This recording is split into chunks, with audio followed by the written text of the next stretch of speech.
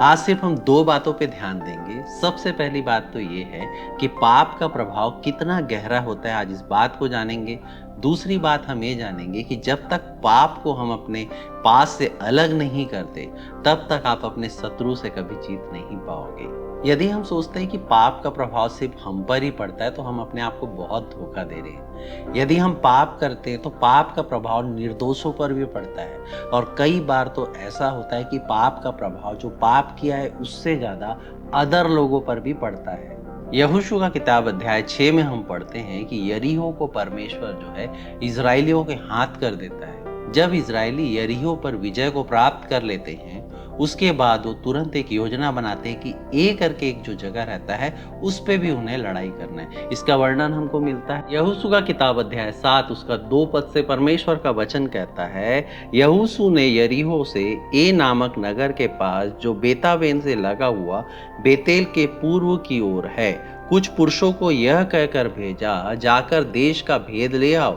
और उन पुरुषों ने जाकर ए का भेद लिया, और उन्होंने यहोशू के पास लौटकर कहा, सब लोग वहां ना जाएं, कोई 2-3 हजार पुरुष जाकर ए को जीत सकते हैं।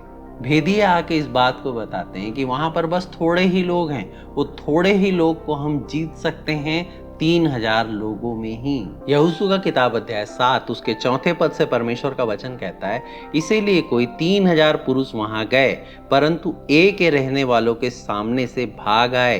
तब ए के रहने वालों ने उनमें से कोई 36 पुरुष मार डाले, और अपने फाटक से सबारीम तक उनका पीछा करके उतराई में उसको मारते गए। तब लोगों का मन पिघलकर जल का सा बन गया करके परमेश्वर का वचन यहाँ पर कहता है। एक बड़ा देश जो था यरीहो, एक बड़ा राज्य था, उसको जीतने के बाद एक छोटा सा जगह ए में ये लोग यहाँ खदेड़े गए। कारण क्या था? इस घटना में 36 लोग जो है मारे जाते हैं, और इस घटना का न्यूज़ जब यहोशू सुनता है तो वो अपने कपड़े फाड़ देता है। आप 6वां पद से देखते हैं, परमेश्वर का वचन कहता है, तब यहोशू ने अपने वस्त्र फाड़े, और वो अपने इजरायली वृद्ध लोग यहोवा के संदूक के सामने मुंह के बल गिरकर पृथ्वी पर सांझ तक पड़े रहे, और उन्होंने अपने सिर पर धूल डाली। यस, इन लोग इतने दुखी हो गए अपने सिर पर धूल डालकर, और वहां पर संदूक के सामने इन लोग शाम तक पड़े रहे। उसके बाद यहोशू एक बात जो है परमेश्वर को बोलता है। वो किस तरीके से बोलता है, इस बात को थोड़ा ध्यान देंगे, क्योंकि सभी का जो मन जो है ना घबरा गया था। तब यहोशू यहाँ पर एक बात को बोलता है। आइए वचन से हम इसको देखते हैं। एक छोटे से जगह ए से हारने के बाद यहोशू इस बात को बोलता है 9वां पद में, क्योंकि कनानी वरन इस देश के सब निवासी यह सुनकर हमको घेर लेंगे और हमारा नाम पृथ्वी में से मिटा डालेंगे, फिर तू अपने बड़े नाम के लिए क्या करेगा करके परमेश्वर का वचन कहता है। यह उनको लगने लगा एक छोटा सा जगह ए से हम हार गए तो पृथ्वी के लोग हमको क्या करेंगे, मिटा डालेंगे। हालेलुया। इस तरीके से जब हम पराजित होते हैं तो हमको ये लगता है कि हमारा नामो निशान क्या है, मिट जाने वाला है। लेकिन हम पराजित होते क्यों हैं, इस बात पे हम अपना ध्यान को आज लगाएंगे। इजरायलियों के हारने का कारण क्या था? आइए परमेश्वर के वचन के अनुसार इसको देखते हैं। परमेश्वर ने युद्ध के पहले कुछ इंस्ट्रक्शन दिया था, लेकिन इस इंस्ट्रक्शन को इजरायलियों ने नहीं माना था। अगर आप निकालेंगे यहोशू का किताब अध्याय 6 उसका 19 पद में परमेश्वर का वचन कहता है, सब चांदी सोना और जो पात्र पीतल और लोहे के हैं वे यहोवा के लिए पवित्र हैं और उसी के भंडार में रखे जाए करके परमेश्वर ने एक इंस्ट्रक्शन दिया था। यहाँ पर 10वां पद में परमेश्वर का वचन कहता है, यहोवा ने यहोशू से कहा, उठ खड़ा हो जा, तू क्यों इस भांति मुंह के बल पृथ्वी पर पड़ा है? इजरायलियों ने पाप किया है और जो वाचा मैंने उनसे अपने साथ बंधाई थी उसको उन्होंने तोड़ दिया है। उन्होंने अर्पण की वस्तुओं में से ले लिया, वरन चोरी भी की और छल कर कर उसको अपने सामान में रख लिया है। यहाँ पर परमेश्वर बताता है कि इजरायली जो लोग हैं वो परमेश्वर के आज्ञा का उल्लंघन किए हैं। उसके बाद परमेश्वर का एक और वचन को हम पढ़ते हैं, जस्ट उसके बाद जो है 12वें पद में परमेश्वर का वचन कहता है, इस कारण इज़राइल अपने शत्रु के सामने खड़े नहीं रह सकते, वे अपने शत्रुओं को पीठ दिखाते हैं, इसलिए कि वे आप अर्पण की वस्तु बन गए हैं। यस, जब हम पाप करते हैं, जब हम परमेश्वर की आज्ञा को नहीं मानते हैं, उसके बाद हम शत्रु से हारते हैं। आज जो लोग हार रहे हैं उसका कारण क्या है? आज जो हार रहे हैं उनका सिर्फ और सिर्फ कारण ये है कि वो परमेश्वर के विरोध में पाप करते हैं, परमेश्वर की आज्ञा को नहीं मानते हैं और परमेश्वर की आज्ञा को भली रीति से ध्यान नहीं देते।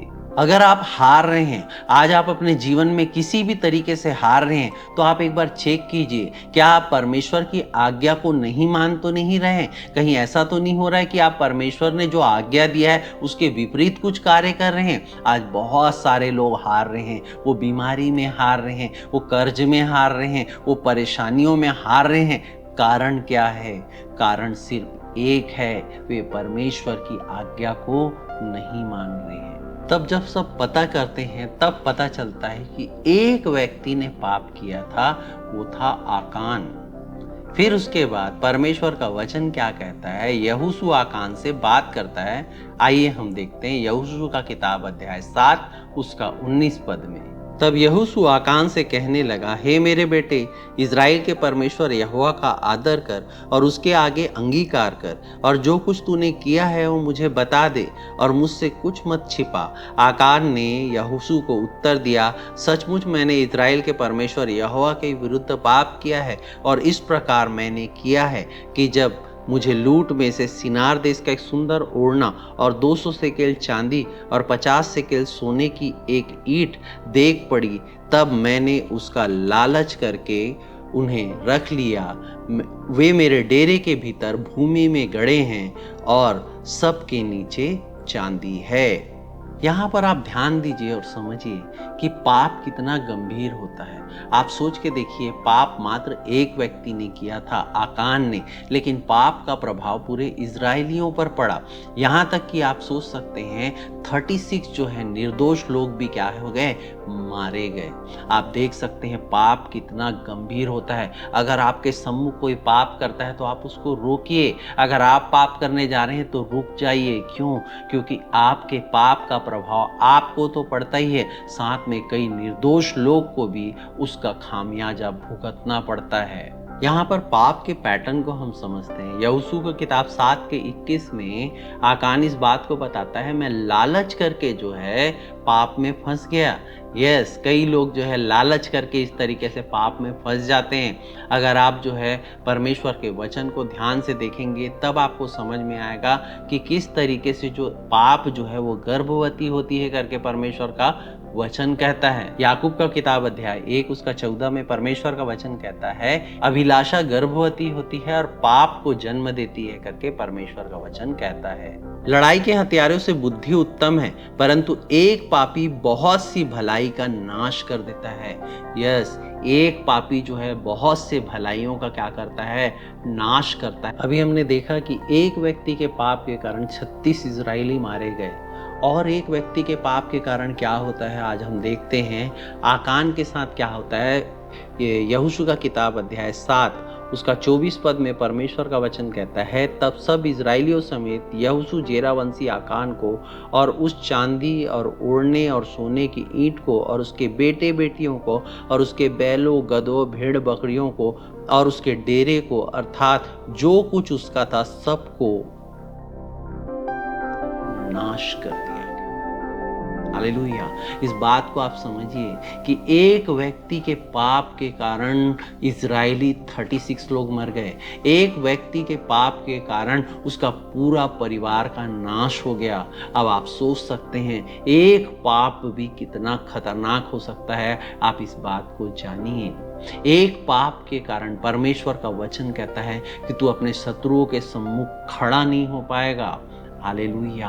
पाप कितना खतरनाक है ये जानने की आवश्यकता है। आकान चाहता था तो बच सकता था। यस, आप सोच सकते हैं कि जब आकान के लिए जब चिट्ठियां डाली जा रही थी, तब भी आकान वहां चुपचाप था। जब परमेश्वर ने बताया कि यहाँ पर ये दोषी है, उसके बाद यहोशू जब उसको पूछता है, तब वो अपने पाप का अंगीकार करता है। कई बार हम भी ऐसे ही पाप करके चुपचाप बैठे रहते हैं और समय का वेट करते हैं और विपत्ति हम पे आ पड़ती है। सोच के देखिए, वहां पर सारे लोग थे। आकान अगर अपने पाप को मान लिया रहता तो शायद ही परमेश्वर उसको क्षमा कर देता। हालेलुया। उसके पाप को क्षमा कर सकता था परमेश्वर, क्योंकि दंड देने वाला परमेश्वर वही था और क्षमा करने वाला परमेश्वर भी वही था।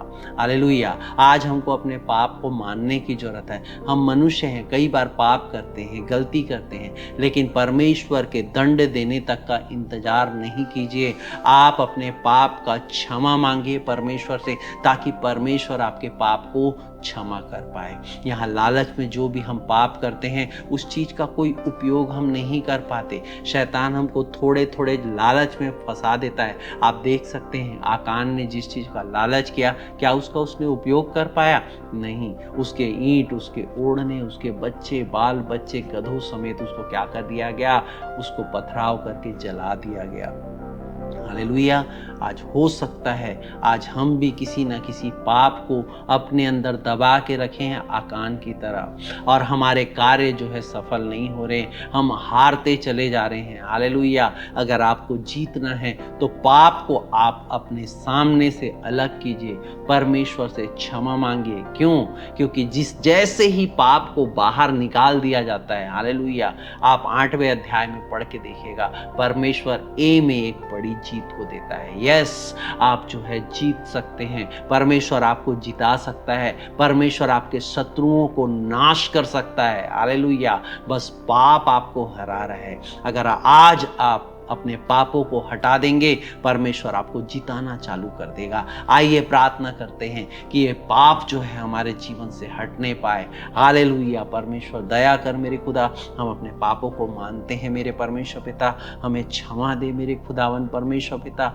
जहां कहीं से भी लोग सुन रहे हैं पिता, आज जो हार रहे हैं मेरे परमेश्वर पिता, उनको बुद्धि दे मेरे परमेश्वर पिता, ताकि पिता अपने पाप को पिता हटा के मेरे खुदा तेरे द्वारा जीतने पाए मेरे परमेश्वर पिता। मैं तेरा धन्यवाद देता हूं, हर एक बातों में तेरी महिमा करते हुए प्रार्थना को यीशु के नाम से मांगता हूं। आमीन। Praise the Lord.